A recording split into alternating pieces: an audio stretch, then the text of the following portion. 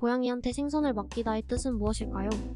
이 표현은 실제로 생선을 가진 고양이에게 나누어 주는 것이 아니라 믿을 수 없거나 위험한 상황에서 누군가에게 자신의 일을 맡기는 것을 의미합니다.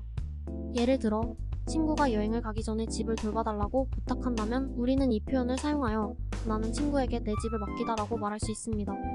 이 경우 친구가 우리 집에서 어떤 일을 할 수 있는지에 대한 우려가 있기 때문에 친구에게 모든 것을 맡기는 것이 신중한 결정이 됩니다. 이와 같이 고양이한테 생선을 맡기다는 자신의 일을 남에게 맡길 때 이로 인해 불필요한 위험이나 문제가 생길 수 있음을 나타내는 표현입니다. 고양이한테 생선을 맡기다의 뜻과 관련하여 이 표현은 우리가 믿을 수 없거나 위험한 상황에서 자신의 일을 남에게 맡기는 것이 어렵고 조심스러운 결정임을 상기시켜줍니다. 때로는 우리가 믿을 수 있는 사람이라도 예상치 못한 문제가 발생할 수 있으므로 신중하게 판단하고 선택해야 합니다. 그러나 이 표현은 전적으로 부정적인 뉘앙스만을 가진 것은 아닙니다. 때로는 우리가 일상적인 상황에서 다른 사람에게 일을 맡길 수도 있습니다. 이때는 상황을 신중하게 평가하고 상대방의 능력과 신뢰도를 고려하여 결정하는 것이 중요합니다. 따라서 고양이한테 생선을 맡기다는 상황에 따라 긍정적이거나 부정적인 뉘앙스를 가질 수 있는 표현으로 우리가 자신의 일을 남에게 맡길 때 항상 신중하게 판단해야 함을 상기시켜줍니다. 결과 내용, 이 표현은 불안정한 상황에서 자신의 일을 맡기는 것이 어려운 시기에 자주 사용됩니다.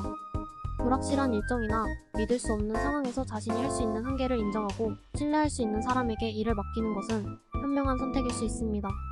하지만 결국은 우리 스스로 책임을 지고 일을 처리하는 것이 중요합니다. 따라서 고양이한테 생선을 맡기다는 상황에 따라 다르게 사용될 수 있는 표현이지만 언제나 신중하게 판단하고 책임을 지는 것이 필요합니다. 이러한 상황에서는 이 표현을 통해 우리가 주변 사람들과 의사소통할 때 더욱 명확하고 정확하게 정보를 전달할 수 있습니다. 또한 이 표현은 자신이 무엇을 할 수 있는지 인식하고 더 나은 선택을 할 수 있도록 도와줍니다. 고양이한테 생선을 맡기다는 상황에 따라 다르게 해석될 수 있지만 언제나 상황을 잘 판단하고 신중한 결정을 내리는 것이 중요합니다. 따라서 고양이한테 생선을 맡기다는 불확실한 상황에서 자신의 일을 남에게 맡기는 것이 부적절할 때 사용하는 표현입니다. 이 표현을 통해 우리는 자신의 한계를 인식하고 상황을 신중하게 판단하여 적절한 결정을 내리는 것이 중요하다는 것을 알 수 있습니다. 이러한 의미에서 고양이한테 생선을 맡기다는 소통과 선택에 있어서 매우 중요한 표현이며 우리의 일상생활에서 자주 사용되고 있습니다.